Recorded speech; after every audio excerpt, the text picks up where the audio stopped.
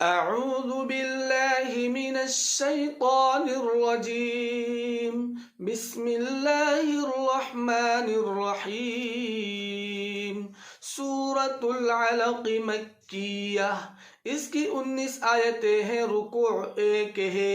بسم اللہ الرحمن الرحیم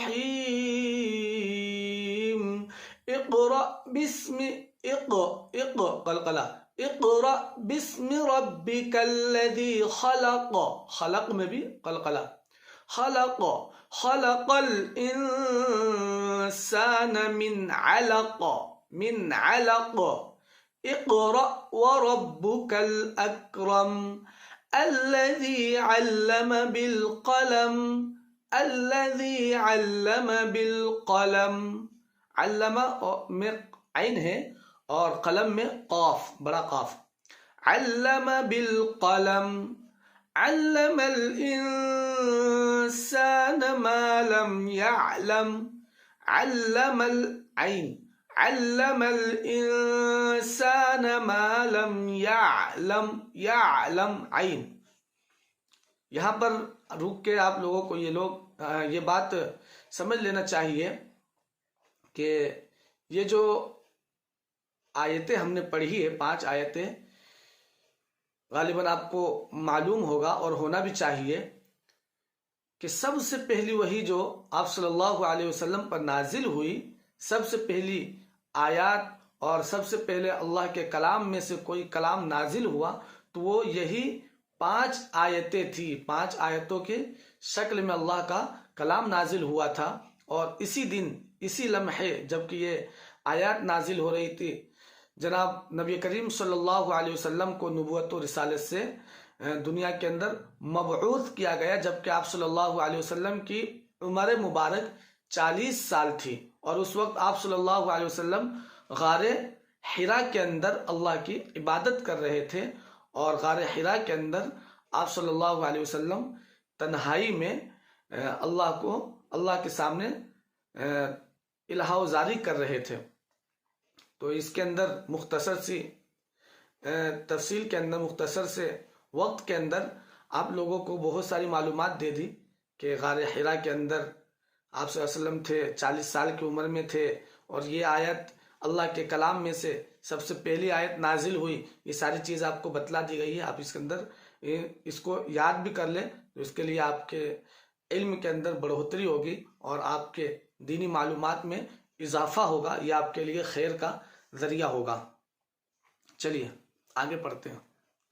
کَلَّا إِنَّ الْإِنسَانَ لَيَطْغَىٰ أَن رَّآهُ اسْتَغْنَىٰ إِنَّ إِلَىٰ رَبِّكَ الرُّجْعَىٰ، إِنَّ إِلَىٰ رَبِّكَ الرُّجْعَىٰ أَرَأَيْتَ الَّذِي يَنْهَىٰ عَبْدًا إِذَا صَلَّىٰ أَرَأَيْتَ إِن كَانَ عَلَى الْهُدَىٰ، أَرَأَيْتَ إِن كَانَ عَلَى الْهُدَىٰ أَوْ أَمَرَ بِالتَّقْوَىٰ،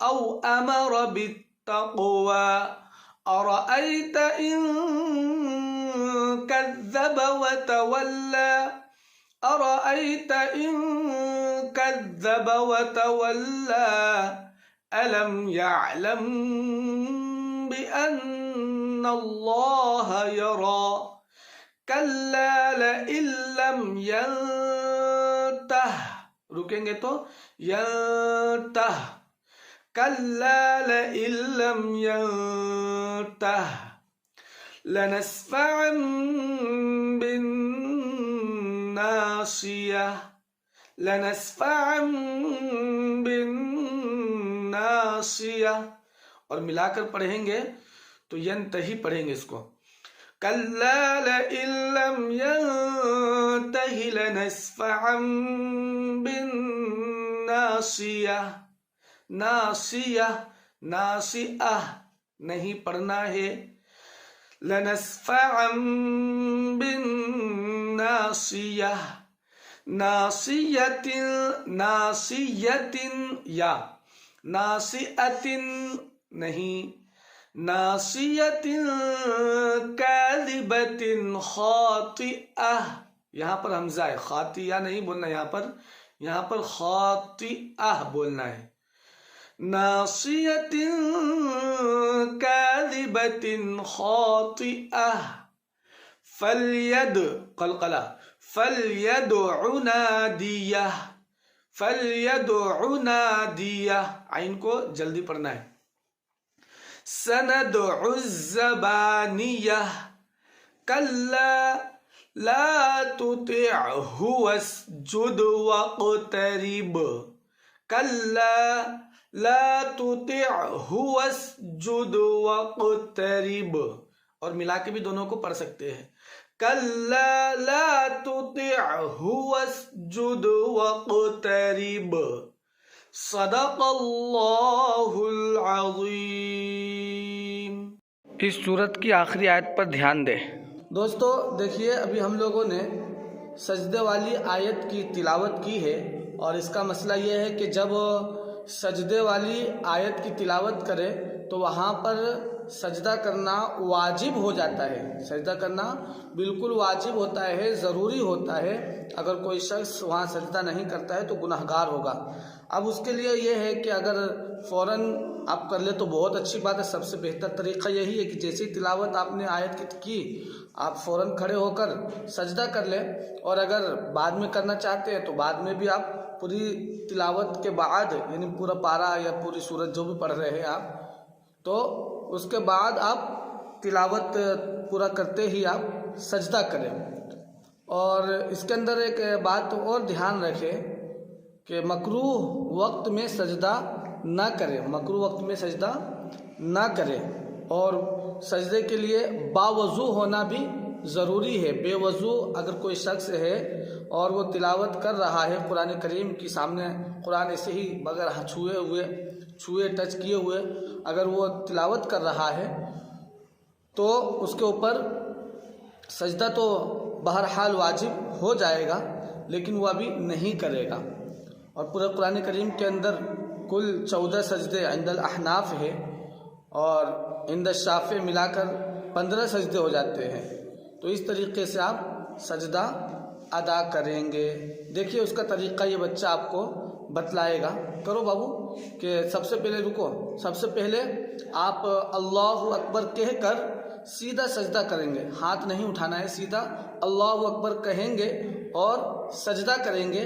اور اس کے بعد پھر 3 مرتبہ 5 مرتبہ 7 مرتبہ جتنی مرتبہ آپ کو اچھا لگے آپ تسبیح پڑھیں سبحان ربی الاعلیٰ، اور پھر اللہ اکبر کہہ کر پورا سیدھے کھڑے ہو جائے. اور اگر آپ بیٹھ بھی گئے تو بھی آپ کا سجدہ ادا ہو گیا. اور اس کی دوسری صورت کی تلاوت آپ بیٹھ کر رہے تھے اور بیٹھے بیٹھے اگر آپ نے سجدہ کر لیا ہے تو بھی آپ کا سجدہ ادا ہو جائے گا. اور نماز کے اندر اگر سجدے تلاوت کر رہے تو اس کا طریقہ تو آپ کو معلوم ہونا ہی چاہیے. تراویح وغیرہ میں اور نماز فجر میں عام طور پر یہ پڑھی جاتی ہے یہ سجدے کی آیات، تو وہاں پر آپ کو یہ ہونا چاہیے کہ وہ معلوم ہوگا، لیکن پھر بھی بتلا دیتے ہیں. جیسے سجدے کی آیت آ چکی ہے تو آپ سجدے کی آیت پڑھنے کے فوراً بعد آپ سجدہ میں اللہ اکبر کہہ کر جائیں گے نماز کے اندر بھی، اور پھر اللہ اکبر کہہ کر کھڑے ہو جائیں گے اور اسی آیت کے آگے سے آپ شروع کریں گے. تو دیکھیے بچہ آپ کو سجدہ کر کے بتلائے گا. کرو بابو.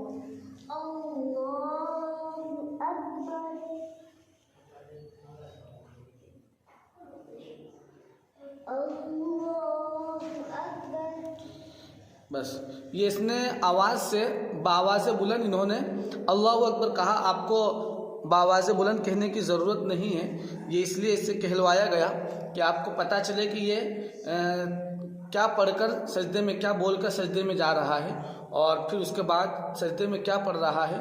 تو وہ تو ہم نے آپ کو بتلا دیا. ٹھیک ہے، امید ہے کہ آپ سمجھ میں آ گئی ہوگی بات. السلام علیکم ورحمۃ اللہ وبرکاتہ.